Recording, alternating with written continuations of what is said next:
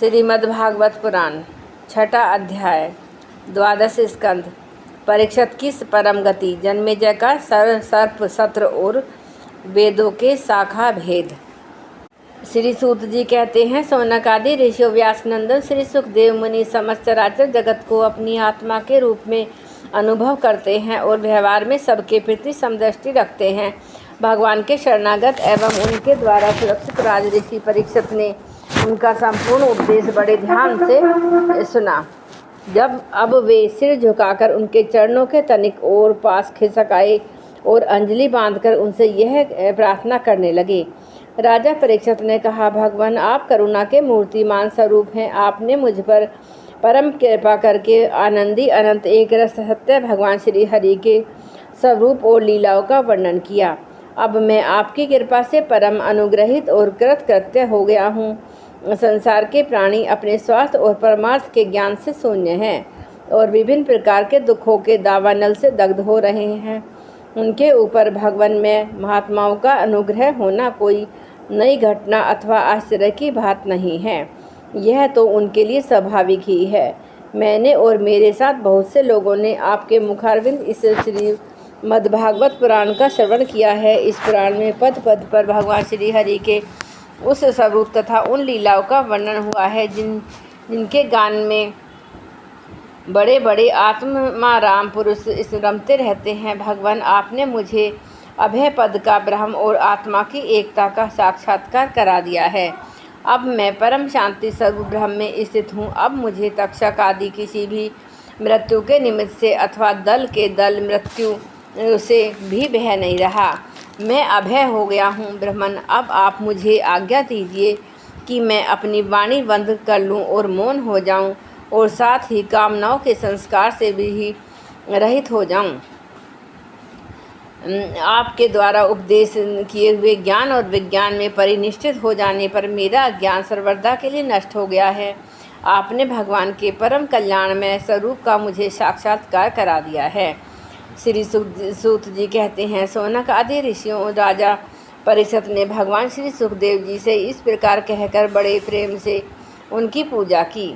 अब वे परीक्षित से विदा लेकर समागत त्यागी महात्माओं भिक्षुकों के साथ वहां से चले गए। राज ऋषि परीक्षित ने भी बिना किसी बाह्य सहायता के स्वयं ही अपने अंतरात्मा को परमात्मा के चिंतन में समाहित किया और ध्यान मग्न हो गए। उस समय उनका श्वास प्रश्वास भी नहीं चलता था। ऐसा जान पड़ता था मानो कोई वृक्ष का ठूंठ हो। उन्होंने गंगा जी के तट पर कुशों को इस प्रकार बिछा रखा था जिसमें उनका अग्रभाग पूर्व की ओर हो और उन पर स्वयं उत्तर मुँह होकर बैठे हुए थे। उनकी आसक्ति और संशय तो पहले ही मिट चुके थे। अब वे ब्रह्म और आत्मा की एकता रूप महायोग में स्थित होकर ब्रह्म स्वरूप हो गए। सौनक आदि ऋषियों मुनि कुमार श्रृंगी ने क्रोधित होकर परीक्षित को शाप दे दिया था। अब उनका भेजा हुआ तक्षक सर्प राजा परीक्षित को डसने के लिए उनके पास चला। रास्ते में उसने कश्यप नाम के एक ब्राह्मण को देखा। कश्यप ब्राह्मण सर्प विष की चिकित्सा करने में बड़े निपुण थे। तक्षक ने बहुत सा धन देकर कश्यप को वहीं से लौटा दिया। उन्हें राजा के पास न जाने दिया और स्वयं ब्राह्मण के रूप में छिपकर, क्योंकि वह इच्छानुसार रूप धारण कर सकता था, राजा परीक्षित के पास गया और उन्हें डस लिया। राज ऋषि परीक्षित तक्षक के डसने से के पहले ही ब्रह्म में स्थित हो चुके थे। अब तक्षक के विष की आग से उनका शरीर सबके सामने ही जलकर भस्म हो गया। पृथ्वी, आकाश और सब दिशाओं में बड़े जोर से हाय हाय की ध्वनि होने लगी। देवता, असुर, मनुष्य आदि सब के सब परीक्षित की यह परम गति देखकर विस्मित हो गए। देवताओं की दुंदुभियां अपने आप बज उठी। गंधर्व और अप्सराएं गान करने लगी। देवता लोग साधु साधु के नारे लगाकर पुष्पों की वर्षा करने लगे। जब जन्मेजय ने सुना कि तक्षक ने मेरे पिताजी को डस लिया तो उसे बड़ा क्रोध हुआ। अब वह ब्राह्मणों के साथ विधि पूर्वक सर्पों का अग्निकुंड में हवन करने लगा। तक्षक ने देखा कि जन्मेजय के सर्प सत्र की प्रज्वलित अग्नि में बड़े बड़े महासर्प भस्म होते जा रहे हैं। तब वह अत्यंत भयभीत होकर देवराज इंद्र की शरण में गया। बहुत सर्पों के भस्म होने पर भी तक्षक तक्षक ने आया यह देखकर परीक्षक नंदन राजा जन्मेजय ने ब्राह्मणों से कहा कि ब्राह्मणों, अब तक सर्पाधाम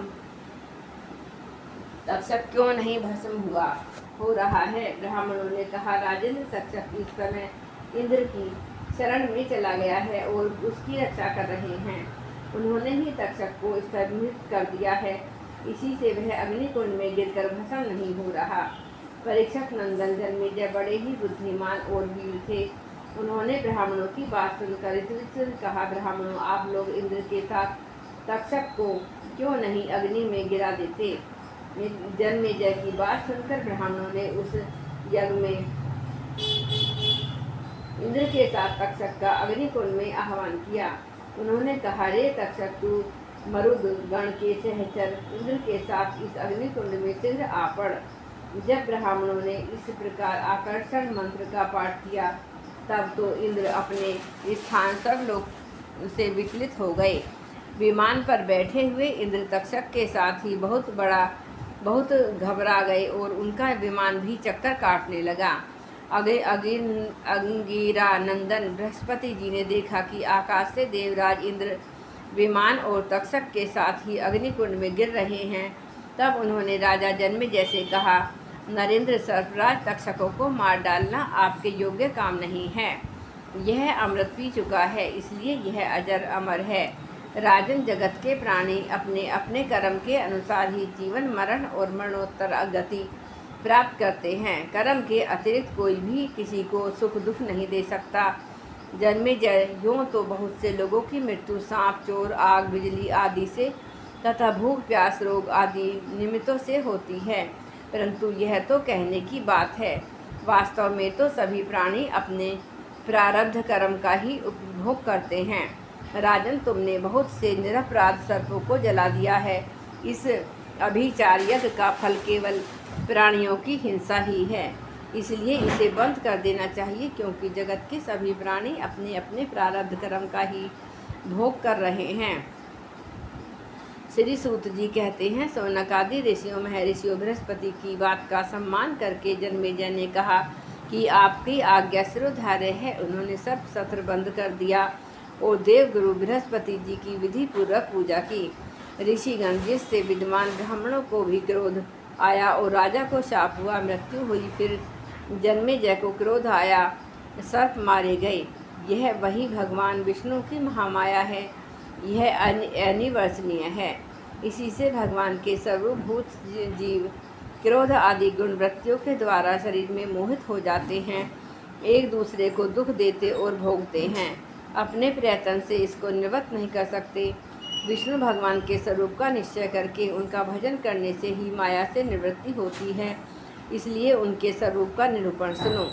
यह दंभी कपटी है इत्याकारक बुद्धि में बार बार जो दंभ कपट का स्फुरण होता है, वही माया है।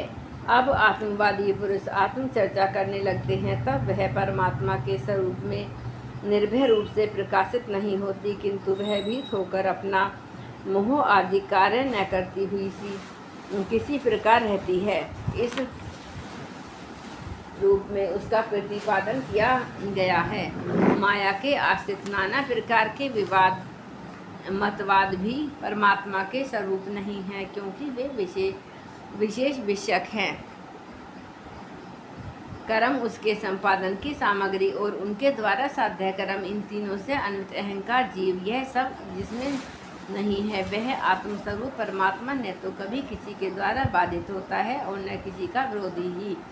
जो पुरुष इस परम पद के स्वरूप का विचार करता है, वह मन की मायामयी लहरों, अहंकार आदि का बाध्य करके स्वयं अपने आत्मस्वरूप में विहार करने लगता है।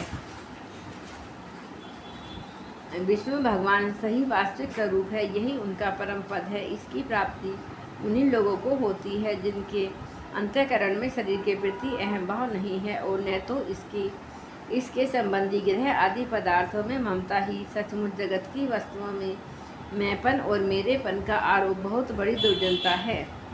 भगवान श्री कृष्ण का ज्ञान अनंत है। उन्हीं के चरण कमलों में ध्यान से मैंने इस श्रीमद् भागवत पुराण का अध्ययन किया है। मैं अब उन्हीं को नमस्कार करके यह पुराण समाप्त करता हूँ। शौनक जी ने पूछा, साधु शिरोमणि सूत जी वेद व्यास जी के शिष्य पैल आदि महर्षि बड़े महात्मा और वेदों के आचार्य थे। उन लोगों ने कितने प्रकार से वेदों का विभाजन किया, यह बात आप कृपा करके हमें सुनाइए।